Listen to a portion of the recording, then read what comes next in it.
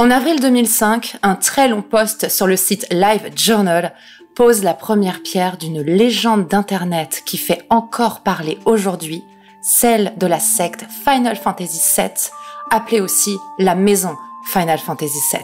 Elle met en scène des individus qui s'identifient au quotidien à des personnages du célèbre jeu. Et comme si ça ne suffisait pas, il y est question d'abus multiples. Manipulation, mensonges, violence émotionnelle et physique, séquestration. Tous les ingrédients de la dérive sectaire sont réunis.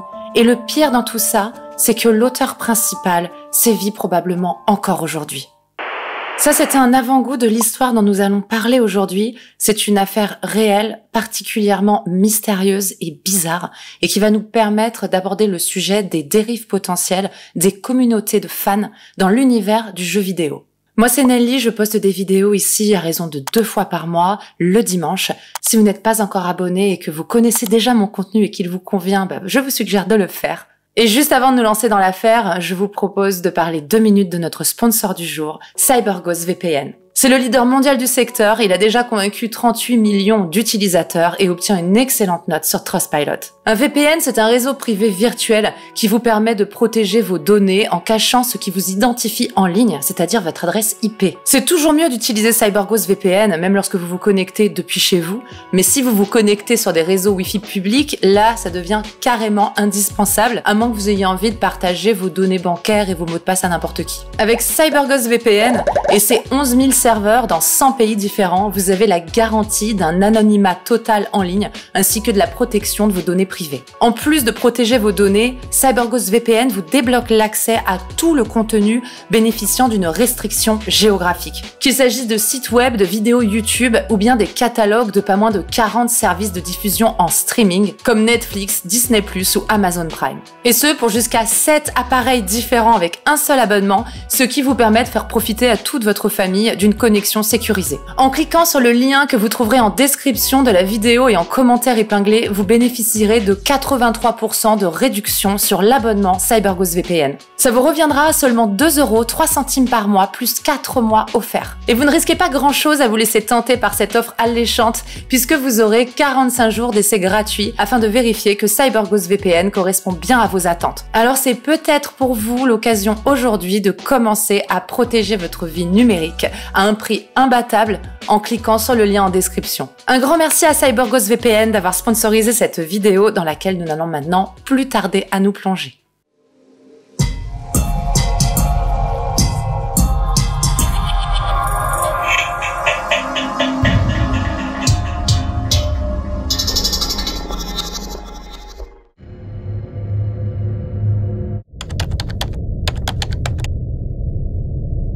Le jeu Final Fantasy VII est un RPG japonais sorti en 1997 sur PlayStation. RPG, ça signifie Role Playing Game ou jeu de rôle en français. Ça désigne tous les jeux de plateau ou jeux vidéo dans lesquels le joueur incarne un personnage qu'il fait évoluer au fil de quêtes dans un univers riche et immersif. Dès sa sortie, Final Fantasy VII rencontre un vif succès grâce à son univers post-apocalyptique, ses graphismes 3D et ses cinématiques très impressionnantes pour l'époque. Certains le considèrent même comme le meilleur RPG de tous les temps.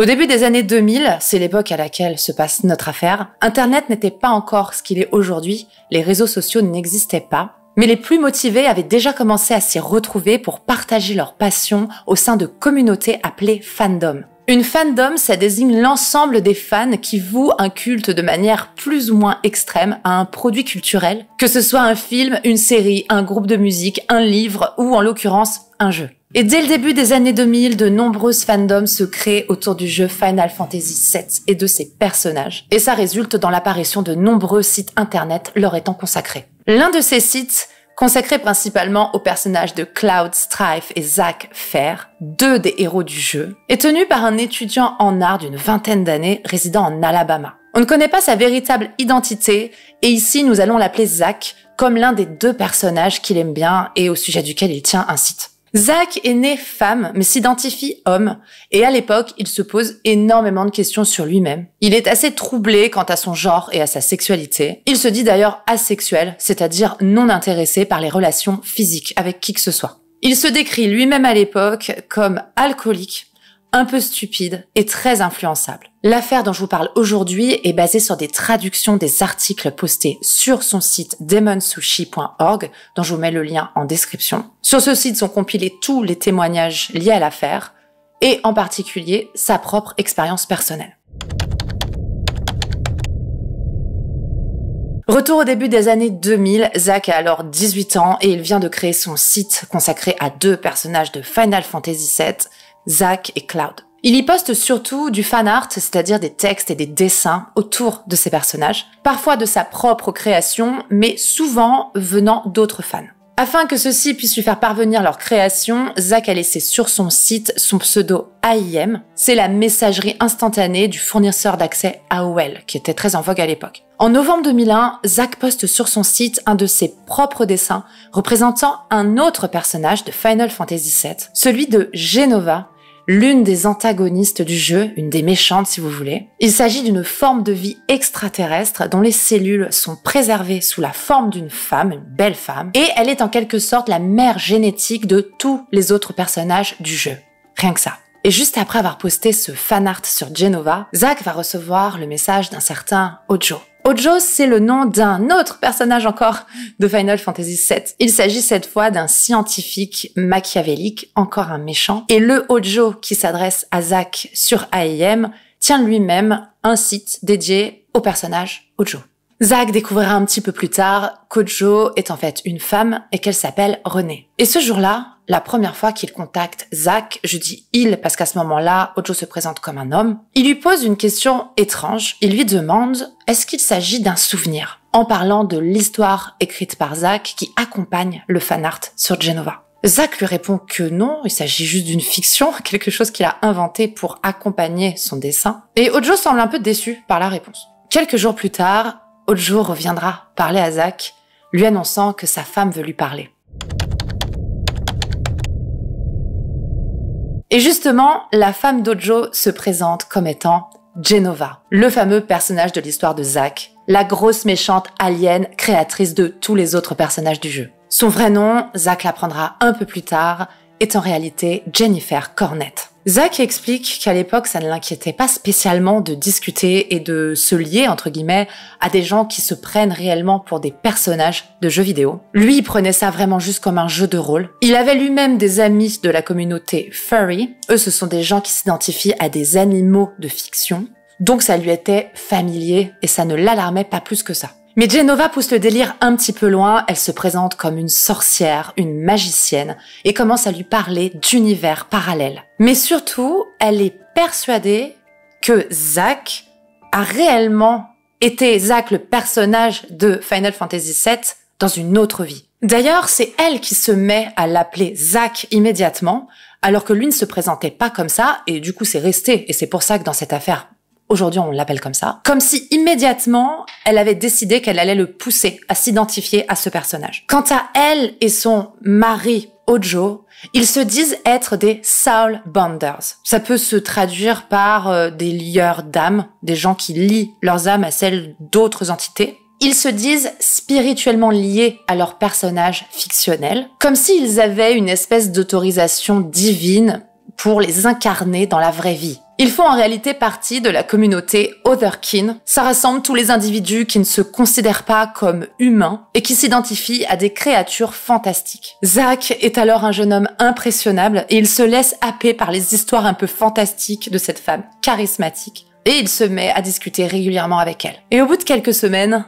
Jenova lui propose de venir lui rendre visite chez elle et Hojo. Si Internet a retenu cette affaire sous le nom la maison FF7, les faits ont en réalité eu lieu au sein d'un appartement situé au second étage d'un immeuble assez banal de State College en Pennsylvanie. Zack s'y rend pour la première fois un petit peu avant Noël de l'année 2001, après un long voyage en bus qui lui a coûté $300. Là-bas, il est accueilli par Hojo, qui dans la rue, au quotidien, porte une blouse de chimiste. Zack réalise donc que l'identification au personnage se poursuit dans la vie réelle. Ça ne s'arrête pas à Internet. Il ne s'agit donc pas juste de jeux de rôle. Zack va passer un peu plus d'une semaine chez Jen et Hojo, et globalement, il passe un bon séjour. Il apprécie le temps passé avec eux, malgré pas mal d'éléments qui auraient pu l'inquiéter. Ce qu'il faut comprendre, et je vous en ai déjà parlé un petit peu, c'est que Zach à l'époque n'allait pas bien. Il se posait beaucoup de questions sur lui-même, comme je vous ai dit, il buvait beaucoup. Et il était juste trop heureux de trouver sa place auprès de gens qui l'acceptaient tel qu'il était, sans chercher à le changer. En tout cas, c'est ça qu'il pensait au début. Il a donc trouvé des explications et des excuses et des manières de minimiser tous les signaux alarmants que je vais vous décrire ici. Lorsqu'il la rencontre, Zach trouve immédiatement Jenova très impressionnante, surtout à cause de son caractère changeant. Et pour cause, il réalise vite qu'en plus d'être liée à Jenova, elle est aussi à plein d'autres personnages du jeu, dont la méchante principale, Sephiroth. Et elle passe d'un personnage à l'autre, du caractère d'un personnage à un autre, en fonction de la situation. Elle dit se comporter en réalité comme son personnage principal, Jenova, qui, dans le jeu, possède le pouvoir d'insérer ses gènes dans les autres personnages et ainsi de les contrôler. Et sous couvert de cette identification à ce personnage en particulier, elle passe son temps à changer d'attitude en fonction de ce qui l'arrange, à manipuler son entourage afin d'obtenir ce qu'elle désire. Et plus inquiétant encore, la première fois qu'il pénètre dans l'appartement FF7, lorsqu'il revient de l'arrêt de bus avec Hojo, une dispute très violente éclate immédiatement entre Jen et Hojo.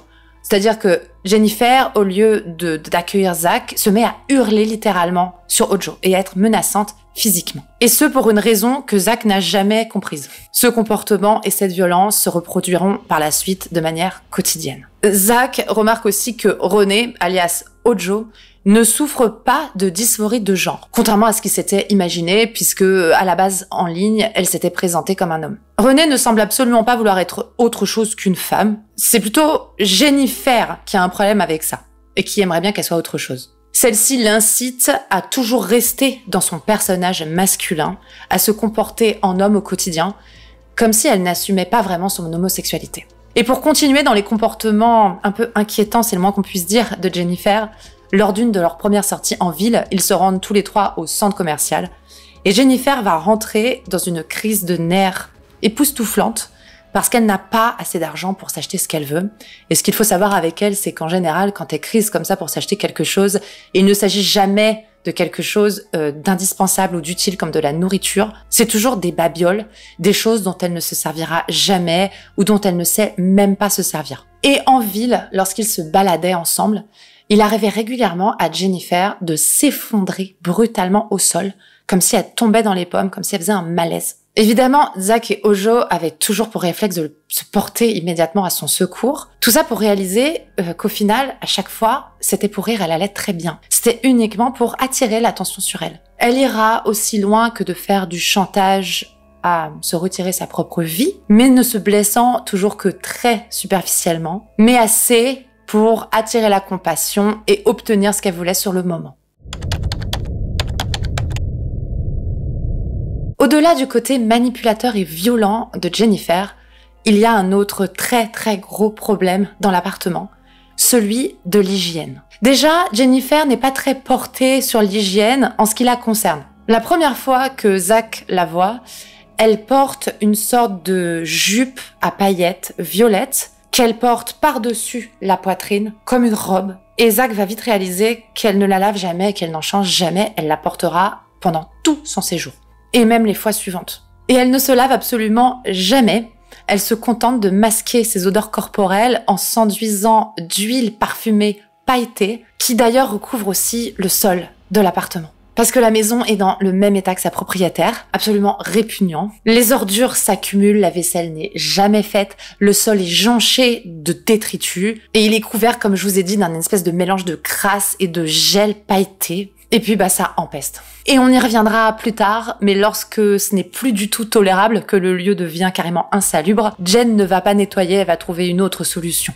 Mais Zach n'est toujours pas alarmé, parce qu'il constate, même par cette crasse, il met ça sur le compte de la jeunesse de Jen et Hojo, ainsi que sur le compte de leur côté un peu artiste déluré. Dès sa première visite, Zach est incité par Jen et Hojo à rester plus longtemps. Jen saisit même l'occasion d'une dispute dont elle est témoin entre Zach et sa mère au téléphone pour lui raconter qu'elle a elle-même subi comme ça des maltraitances émotionnelles et la désapprobation de ses parents quant à son mode de vie, à savoir son homosexualité et son attrait pour les jeux vidéo et le fait qu'elle s'identifie à des personnages de jeux vidéo. Elle lui explique qu'elle peut donc le comprendre très bien, se mettre à sa place, et qu'en vivant auprès d'eux, il n'aurait plus jamais à chercher à être quelqu'un d'autre que lui-même, que chez eux, il serait accepté tel qu'il est. C'est à peu près le contraire de ce qui va se passer en réalité, vous verrez. Et très vite, Jen incite Zach à couper les ponts avec sa famille. Dans un premier temps, évidemment, il refuse et il souhaite quand même rentrer chez lui. Et Jen va faire exprès de lui mentir sur l'horaire de son bus afin qu'il le rate et essayer comme ça de le faire rester. Bon, ça marchera pas la première fois quand même, il rentre chez lui. Lorsque Zach commence à fréquenter Jen et Ojo, il y a pas mal de passages déjà chez eux, des gens qui ponctuellement habitent là-bas, jamais de manière pérenne, mais ils sont quand même présents et Zach les rencontre. On ne sait pas exactement leur nombre et leur identité. Ce qu'on sait, c'est qu'ils avaient tous pour point commun d'être jeunes, plutôt instables, donc le profil de Zach, et de tous s'identifier à des personnages de Final Fantasy VII. Et un autre point commun entre tous ces gens-là, c'est qu'ils obéissaient à Jen absolument au doigt et à l'œil, tout simplement parce qu'elle leur apportait ce dont ils pensaient avoir besoin, c'est-à-dire un refuge loin du monde qui les rejetait pour leurs différences. Et Jen leur apportait également la confirmation du fait qu'ils étaient magiquement liés à leur double numérique, au personnage du jeu qu'ils avaient choisi. Et ça leur faisait du bien de fréquenter quelqu'un qui croyaient ça, qui ne les traitait pas de fous et qui les incitait à faire ça. Parmi eux, il y avait une certaine Aeris, on reviendra à elle un petit peu plus tard.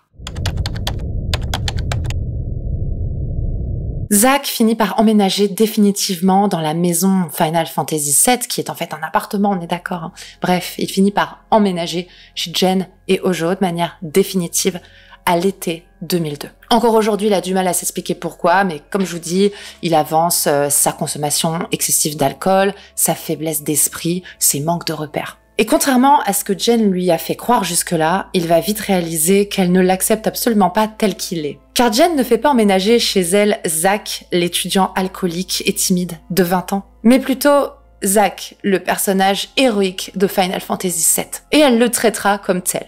Zach, comme son personnage, doit se comporter de manière héroïque, en se comportant en vrai mâle alpha, en protégeant et en subvenant aux besoins de tout son foyer.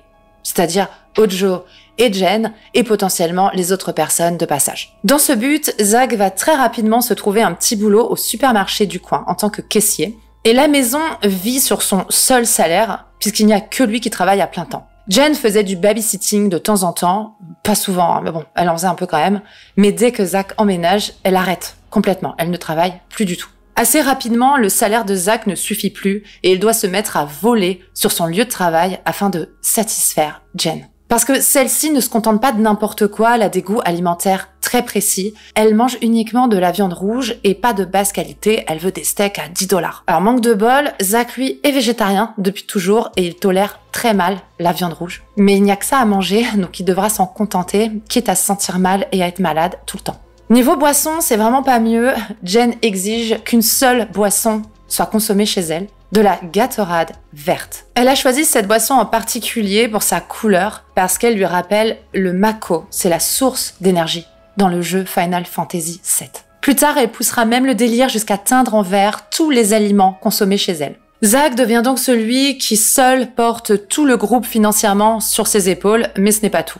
Jen attend de lui qu'en tant que héros courageux, il défende tous les autres membres du foyer, qu'il les défende contre des attaques surnaturelles, des attaques magiques. Et celles-ci peuvent arriver absolument n'importe quand, mais surtout au milieu de la nuit. Alors très souvent, Jennifer réveille en trompe Zach vers 3h, 4h du matin, en lui demandant d'aller se livrer à des combats contre des forces surnaturelles. Mais les choses iront encore plus loin.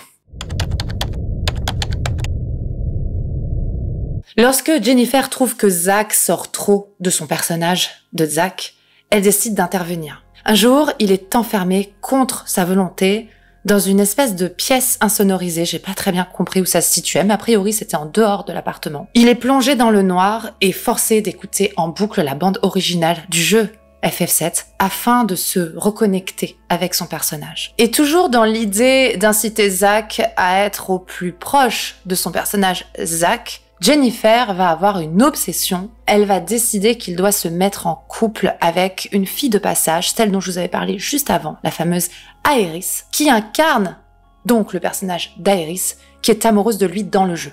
Mais Zach, comme je vous ai dit, est asexuel, donc il refuse. Jennifer se vante alors d'avoir mis des aphrodisiaques dans leur nourriture pour les inciter à se mettre ensemble. Lorsqu'elle réalise que son plan ne fonctionne pas, elle va s'arranger pour engager elle-même des relations intimes avec Aerys, alors que Zach dort juste à côté et que ça le met extrêmement mal à l'aise. Zach est également témoin très régulièrement, je vous l'ai déjà mentionné rapidement, des violentes disputes et bagarres entre Jennifer et Ojo. Il entend tout depuis la pièce principale, tout ce qui se passe dans la chambre, les coups, puis les bruits de réconciliation sur l'oreiller. Et ça le traumatise pas mal parce que déjà il n'est pas du tout à l'aise avec tout ce qui a rapport avec les contacts physiques puisque lui-même ne pratique pas ça.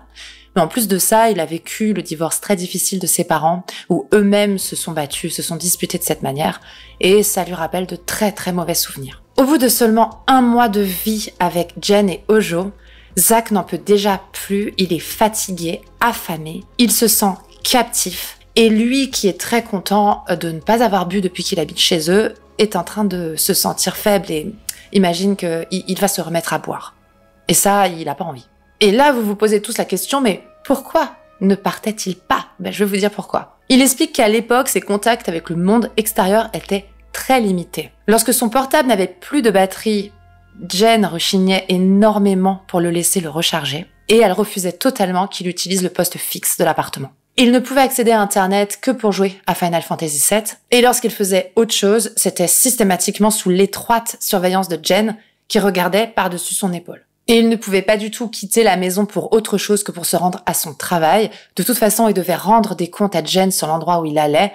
Il ne possédait même pas un double des clés, donc il ne pouvait pas du tout aller et venir comme il voulait. Il était enfermé dans l'appartement. Vers la fin de l'été, Jen décide qu'il est temps de déménager. Comme je vous ai expliqué, elle ne faisait jamais le ménage, elle laissait ses invités de passage s'en charger un petit peu, mais ça ne suffisait pas forcément et au bout d'un moment, l'appartement est devenu totalement insalubre. Et au lieu de nettoyer, comme n'importe qui aurait fait, elle décide qu'elle va juste en changer d'appartement. Elle en accepte un plus petit, avec seulement une chambre, et ça angoisse terriblement Zach, parce que ça veut dire qu'il va avoir beaucoup de mal à trouver un endroit où se réfugier pour ne pas avoir à assister aux ébats et aux disputes et aux bagarres de Jen et René, Ojo. Mais évidemment, il n'a absolument pas son mot à dire et encore mieux, c'est à lui que revient la tâche d'emballer toutes les affaires et de transférer tous les meubles dans l'autre appartement. Évidemment, puisque lui c'est un héros, il est très fort. Le jour du déménagement, Ojo n'est même pas là. Elle est certainement à la fac, parce qu'elle ne travaille pas, elle est étudiante. Et Jen, qui elle est présente, déclara très rapidement qu'elle ne fera rien, même pas mettre ses affaires dans des cartons. C'est Zach qui doit s'en charger à sa place. Et en faisant ça, il va tomber dans le tiroir d'une commode dans la chambre de Jen et René sur des objets sexuels sales, souillés. Et ça va lui retourner le cœur, il trouve ça vraiment répugnant. Mais Jen, ça va pas spécialement la gêner que Zach tombe sur ça, elle va même pas s'excuser. Et ce jour-là, Zach s'occupe absolument de tout le déménagement, dans une chaleur étouffante, c'est l'été, en Pennsylvanie, il peut faire assez chaud, sans avoir bu, ni mangé, et sans jamais recevoir de remerciements. Et les courses pour le nouvel appartement qui vont suivre, et qui vont se passer dans l'équivalent d'IKEA, ne vont pas mieux se passer pour Zach. Il va de nouveau devoir être témoin en public, donc c'est encore plus gênant, d'une dispute, voire bagarre énorme entre Jen et René. Cette fois-ci, la raison, c'est que Jennifer, une nouvelle fois, veut acheter des choses inutiles. Il s'agit de chiffons blancs très chers parce qu'ils sont faits exprès pour enrouler des choux, les légumes, les choux. Alors moi, j'y connais rien en cuisine, mais a priori, il y a des chiffons exprès pour garder les choux au frais et qui ne se périment pas. Mais Jen ne cuisinait pas de légumes. Je vous ai dit, elle mangeait que de la viande, mais elle voulait absolument acheter ça et Ojo ne voulait pas, donc elle est entrée en crise totale. Une fois dans le nouvel appartement, Zach est totalement coincé. Il n'a pas d'argent nécessaire pour appeler dans une cabine téléphonique. Oui, ça existait encore. Donc il n'a même pas l'argent pour ça. En plus, il ne sait pas trop qui appeler. Il ne s'entend pas bien avec sa mère. Il n'ose pas non plus appeler des gens qu'il connaît en Pennsylvanie et qui connaissent aussi Ojo et Jen parce qu'il a très peur que ces gens-là ne prennent pas son parti, qu'il répète à Jen qu'il veut s'enfuir. Du coup, il est un peu coincé. Il n'a pas d'argent non plus pour prendre le bus pour rentrer chez lui, tout simplement parce qu'à cette époque, à cause de sa décrépitude morale et physique, Son patron lui a coupé ses heures. Il a plus beaucoup d'heures de travail. Il a genre 1, 2 ou 3 heures par semaine. Donc ça représente très peu d'argent. Et le peu d'argent qu'il ramène, c'est réquisitionné par Jen pour acheter à manger ou pour acheter des babioles. Il est totalement isolé, sans solution. Et comme je vous ai dit, il a de plus en plus peur de retomber dans l'alcoolisme. Mais un matin, un événement qui peut sembler absolument anodin va avoir sur lui l'effet d'un électrochoc. Ses chaussures ne sont plus sur le palier. Zach prend ça comme l'affront ultime. Un énième stratagème de Jennifer pour l'humilier et tenter de l'empêcher de s'enfuir. Il met alors toutes ses affaires dans un sac et s'empare d'un papier sur lequel sont indiqués les codes d'accès pour accéder à Internet depuis l'université de Hojo. Il prend tout ça et quitte l'appartement pieds nus alors que ses colocataires dorment encore. Il a aussi pris 5 $ dans l'appartement. De toute façon, c'est les siens. Il est le seul à ramener de l'argent. Donc, il a pris 5 $ qu'il va utiliser pour enfin manger quelque chose qui ne le rend pas malade, un petit bagel, quelque chose comme ça, et une boisson. Puis, il se rend à la fac de Hojo, où il va enfin pouvoir se connecter à Internet sans être surveillé par la sorcière, là. Pour la première fois depuis 2 mois, il est libre de parler à ses amis de sa situation. C'est son ami Sid qui vient le chercher en voiture et l'accompagne à l'appartement pour récupérer quelques affaires.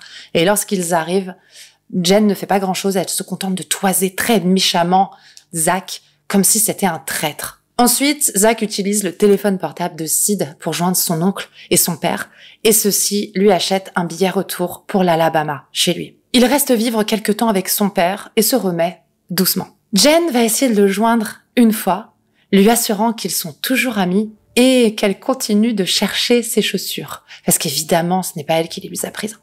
Zach est alors sauvé. Il a réussi à se sortir de la secte Final Fantasy VII.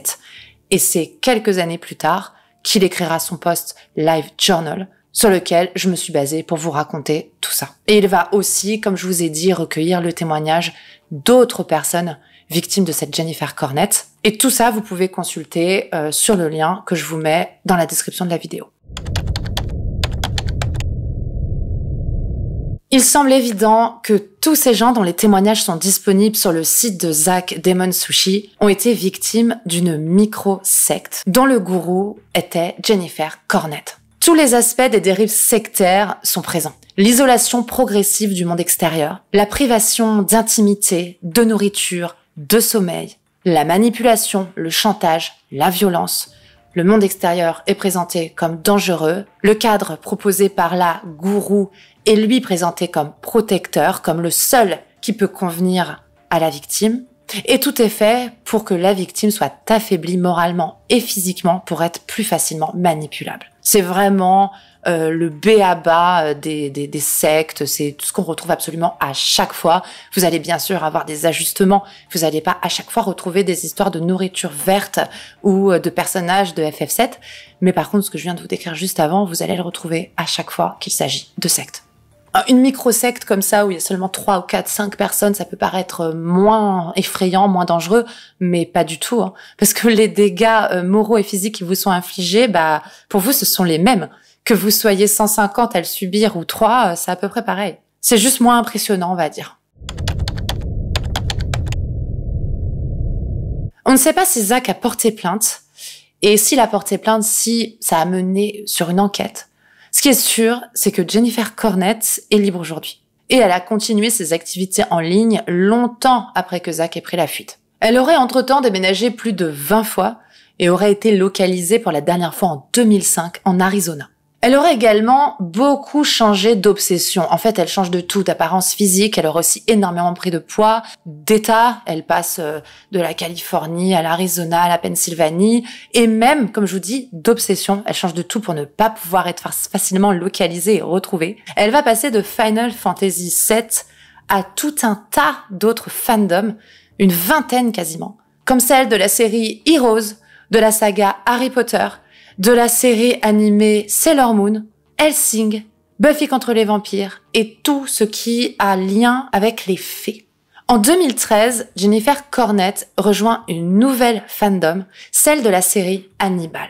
Et à son sujet, elle va créer le site TattleCrime.com. Ce site va connaître un énorme succès Il y a même beaucoup d'internautes qui, à l'époque, vont penser qu'il s'agit d'une page officielle de la série sur laquelle ils pourraient entrer en contact avec le réalisateur ou avec les acteurs. Parce que Jen a mis en place tout un tas de stratagèmes pour faire croire qu'elle est en lien direct avec eux. Elle a une multitude de pseudos différents et grâce à eux, elle se crée des conversations avec elle-même, des conversations qui laissent à penser qu'elle connaît réellement ces gens-là. Le compte Twitter Freddy Lounds, qui a priori existe encore et a pas mal d'abonnés, près de 60 000, est lui-même lié au site Tattle Crime et serait tenu par Jennifer Cornett. Le compte a même été relayé, des posts retweetés par le créateur de la série. À travers son site Tattle Crime, Jennifer se livre à de multiples arnaques, comme des arnaques au concours, lors desquelles elle n'envoie jamais les cadeaux. Les dernières traces de Jennifer Cornett en ligne remontent à 2016, lorsqu'elle s'est mise en couple avec une certaine Lorraine,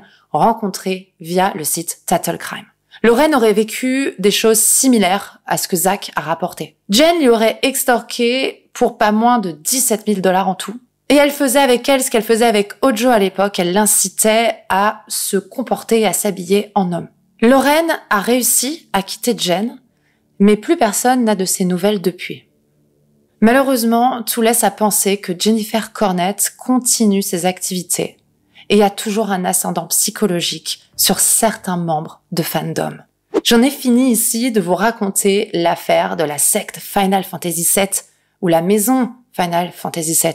Mais si vous avez bien suivi, vous savez qu'il s'agit en fait d'un appartement. J'espère que ça vous a intéressé. Si c'est le cas, n'hésitez pas à laisser le petit pouce en l'air. Et évidemment à vous abonner si ce n'est pas encore fait. Et puis, je vous ai pas dit, mais pour une fois, on a abordé un sujet qui m'est vraiment pas du tout familier. Moi, j'y connais absolument rien en jeux vidéo. Donc, n'hésitez pas à me reprendre si j'ai fait des erreurs. Avec courtoisie, c'est mieux, hein, sinon je vais mal le prendre. Mais n'hésitez pas, parce que j'aime bien en apprendre plus. Et même si j'ai fait mes recherches, j'ai pu me tromper sur des petites choses.